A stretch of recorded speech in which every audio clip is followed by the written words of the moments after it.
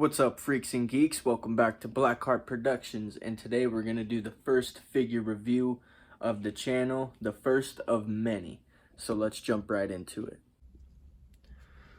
For this figure review today, we're going to be doing the Mezco Cinema of Fear Leatherface from the Texas Chainsaw Massacre Part 2. Now, before we go into detail, I just want to say this is one of my favorite figures. I think it's really cool. And I also want to say that this is not the full figure, so if I do not have all the parts to him. A lot of these figures that I do have, I ordered off eBay, and they came in complete, so this is all I have. But I will say, if you order this figure off Amazon or wherever, it does come with a bloody cleaver, cut up, a leather face, obviously, and the electric saw, the hand saw that he uses to cut off the face that it also comes with. So that's all included if you buy the figure complete with the box. I got it in bubble wrap off eBay. Sometimes things are just like that. Without further ado, let's get right into the face of Leatherface. Now, this is one of my favorite masks in the whole series altogether of the Texas Chainsaw Massacre, because I think it looks really old and aged, and the paint is a really like brown, old, kind of moldy wash to it, and I think it's really like mummy, and it's like in a mummy-like state, which I think adds to the horrorness of Leatherface, of course. But as you can see underneath the mask, we got his nasty buck little teeth right there, and his eyes are kind of offset and weird, and there's a big stitch down his face, which is pretty cool. Now the hair isn't perfectly sculpted, it's kind of clumpy, it's a little weird looking, but I guess, like I said earlier, this mask probably is supposed to look really old and aged, so that's probably why the hair's supposed to look all, clumpy and old and dusty like that. So now let's get to the torso. Now it's really cool because it's Leatherface is a bigger dude, and they did well on this figure to show us that. Now he's wearing a black suit, obviously, and it has a really cool dust effect to it. It looks like he's been wearing it for a long time. So the jacket is pinned to him right here. It does flare off on the bottom, and it looks like it's blowing in the wind or whatever. It's kind of flaring off to the side, and a little bit right here on the back and stuff. And then, like I said, the dust effect makes it look pretty cool on the back here. It almost looks like motherfucker's been rolling around in mud or something. But his sleeves are pinned to his undershirt next to his black leather gloves. Who knows if they're leather? I just said that. And then the undershirt looks pretty dirty and filthy, which is what you would expect from a cannibal hillbilly like Mr. Leatherface himself here. Now the tie is really cool too, because it also has some flare, just like the jacket does right here.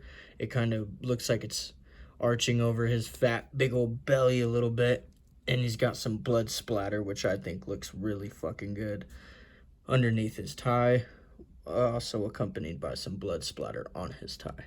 Now I think because I've had this for so long, this is some paint chipping off the tie, these little orange spots, so just ignore that.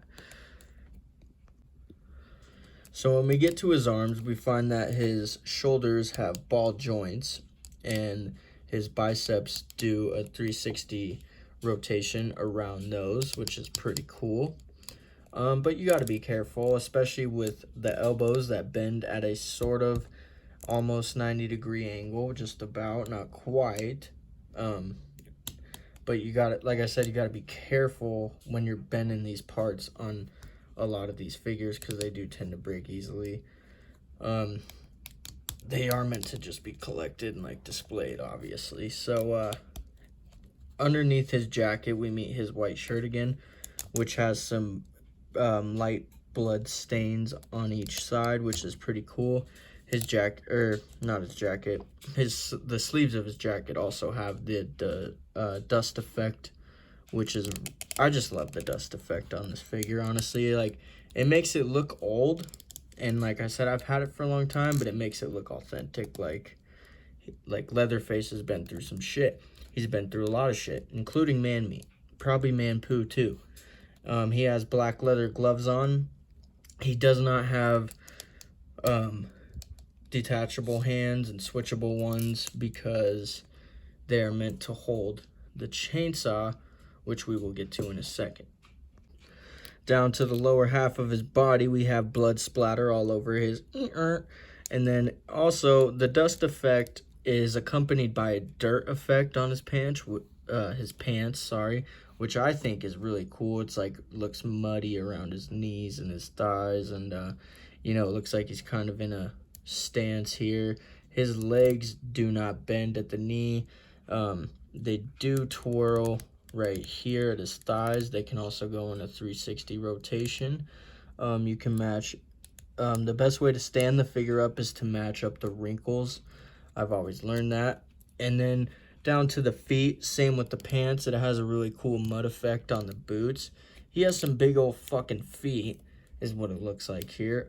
Sometimes it is a little impossible to stand him up. As a lot of you know, with a lot of these figures, you have to stand him up at just the right spot, or else they like to tip over. But his feet also go in a 360 rotation, and then we get to see the print at the bottom of this boot right here. It says 2008. And we also have the holes in the bottom, so if you have a stand, you can put him on that. So I have a couple Leatherface figures, and I have to say this is the longest fucking action figure chainsaw I've ever seen, which is what makes it my favorite. No homo, by the way. So we have this green scratch effect all over, which makes it really cool. Gives it a realistic feel. There's a little bit of a dirt splotch right there, and just around the whole thing. Here's where you start it. You know how a fucking chainsaw works. There's a gas tank, and we have some blood splatter on the top, which is pretty cool. The blade itself, the blood splatter on it looks amazing. It looks like it's been stained on the blade for a while. The teeth look pretty cool too. They look like really detailed, like they took a lot of time to do this, and the tip of it looks really cool too. Yeah, I like this weapon a lot. I think it looks really cool, and it really fits the figure. And like I said, it's huge. Here's Leatherface standing. Obviously he's bending his knees, so he's not at his full height, but that is the chainsaw compared to the figure. So yeah, it's a pretty big weapon. It takes up a lot of space on display. This was the Mezco Cinema of Fear Texas Chainsaw Massacre Part 2 Leatherface figure review. Now, like I said, I bought this figure from eBay incomplete, so I apologize. I couldn't show you his other accessories, including the Leatherface and the electric handsaw. But here is the figure on display, and if you want him, all you gotta look up is Mezco Cinema of Fear Leatherface, and he will pop up, and you guys will get the full package. Like I said, I got it off of eBay. If you guys want the full figure with the accessories, go to Amazon. That's where you get all your good needs. Yeah, this was a fun figure review, and we're gonna do the next one on probably another Leatherface guy. So I hope you guys liked this video. Make sure to like and subscribe, and make sure to go check out Fueled When Faded, Fern Fleck, and MC Doughboy on YouTube. This is Blackheart Productions. We'll see you next time for the next figure review or the next movie review. I also have a big announcement coming up, so I'll see you guys soon. Peace out, freaks and geeks.